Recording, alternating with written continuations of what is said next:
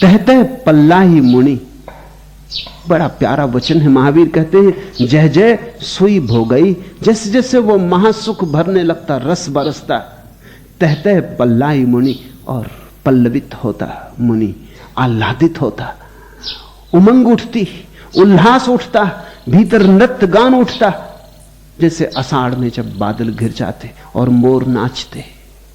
ऐसे ही आंतरिक जीवन में जब प्रकाश के बादल चारों ओर घिरने लगते, आषाढ़ के प्रथम दिवस आते, तो मन का मोर नाचता। जय जय सुई भोगाही, तहतः पल्लाई मुनि, नव नव संवेग संधाओ। और प्रतिपल नए नए पल्लव खिलते, नए नए फूल, नई नई श्रद्धा, नित नूतन। लोग समझते हैं श्रद्धा कोई बंधा बंधाया ढांचा है। लोग सोचते हैं कि श्रद्धा कोई हिंदू, जैन, बौद्ध, ईसाई हो जाना है। श्रद्धा में इतने नूतन फूल लगते हैं कि वो जैन ढांचे में समा ना सकेगी, न बौद्ध ढांचे में समा सकेगी, न हिंदू न मुसलमान के ढांचे में समा सकेगी। श्रद्धा को कौन समा पाया? ये बड़ा आकाश भी श्रद्धा के आकाश से छोटा है। श्रद्धा को कौन कब बांध पाया? कौन लकीरों में बांध पाया? श्रद्धा की कौन कब परिभाषा कर पाया?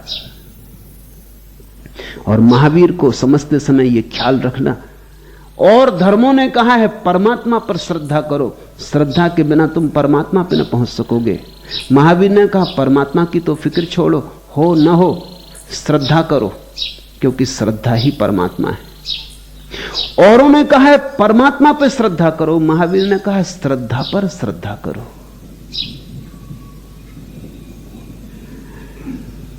नव नव संवेग संधाओ। मेरी मस्ती में अब होश ही का तौर है साकी, तेरे सागर में ये सहबा नहीं कुछ और है साकी।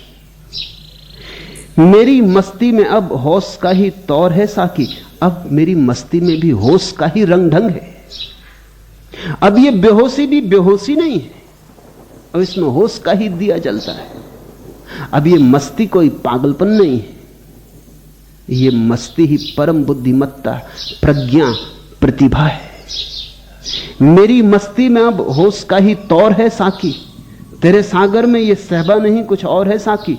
और तेरे सागर में शराब नहीं, अंगूरी शराब नहीं, कुछ और है साकी।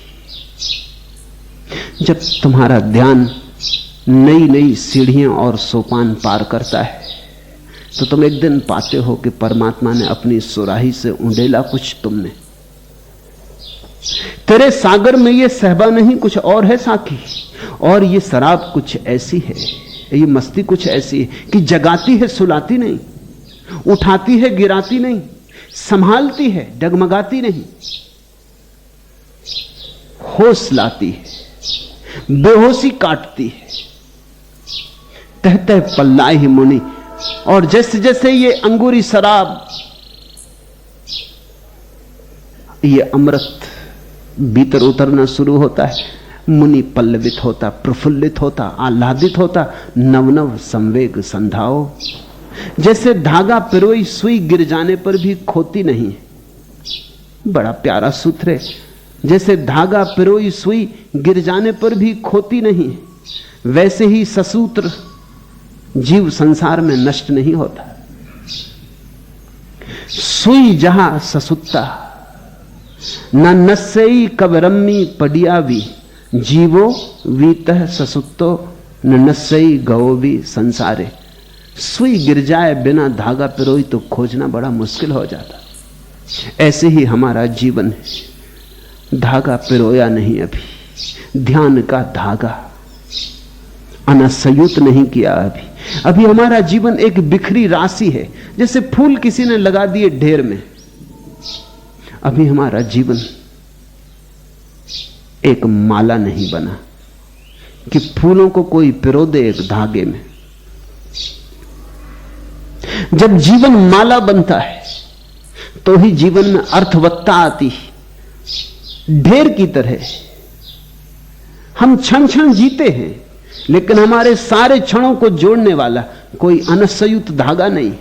हमने अनंत जन्म जिए लेकिन सब ढेर की तरह लगा है, उसके भीतर कोई श्रृंखला नहीं है। श्रृंखला न होने से हमारी सरिता सागर तक नहीं पहुंच पाती। तुम ही हो वह जिसकी खातिर निस्दिन घूम रही यह तकली, तुम ही यदि न मिले तो है सब व्यर्थ कताई असली नकली। अब तो और न देर लगाओ, चाहे किसी रूप में आओ, एक सूत भर की दूरी है बस दामन में और कफन में। ध्यान का सूत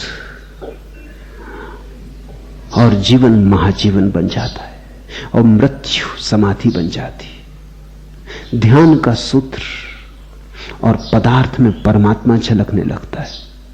ध्यान का सूत्र और जीवन का क्षुद्र से क्षुद्र अंग भी विराट से, विराट की आभा से परिप्लावित हो जाता है।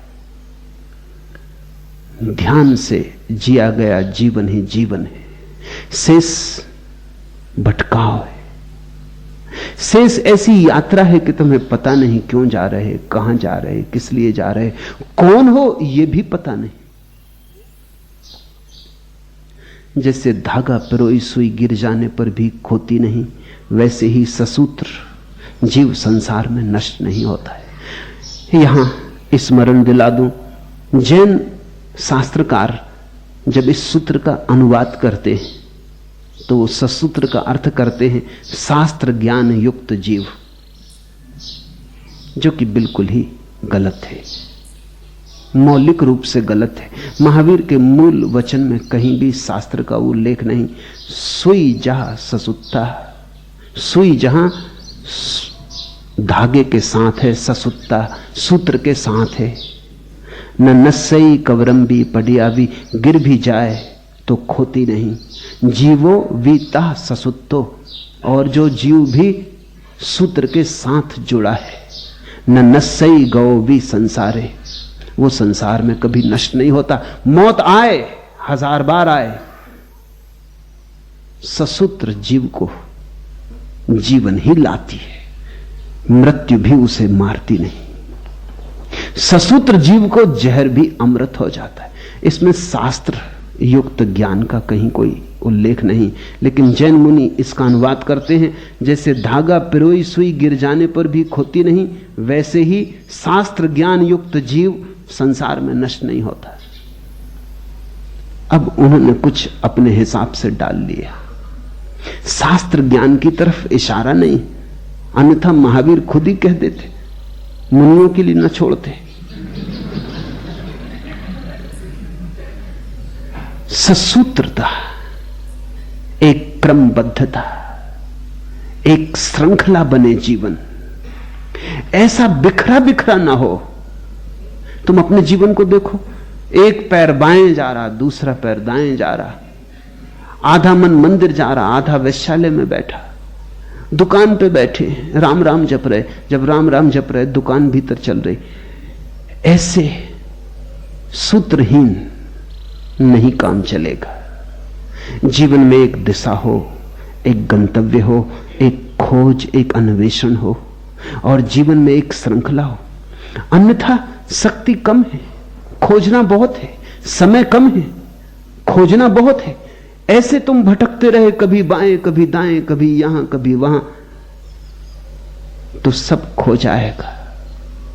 यह अवसर खो मत देना, यह अवसर मुश्किल से मिलता है। महावीर ने बार बार कहा है, मनुष्य होना मुश्किल से घटता है, इसे ऐसे मत गंवा देना। एक सूत्रबद्धता लाओ जीवन में, एक दिशा बोध।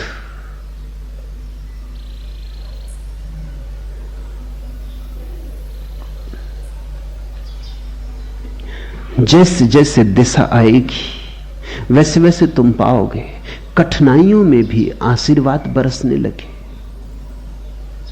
दुख में भी सुख की झलक मिलने लगी, तूफान में भी सुकून शांति आने लगी, लुत्फ आने लगा जफाओं में, वो कहीं मेहरबाना हो जाए।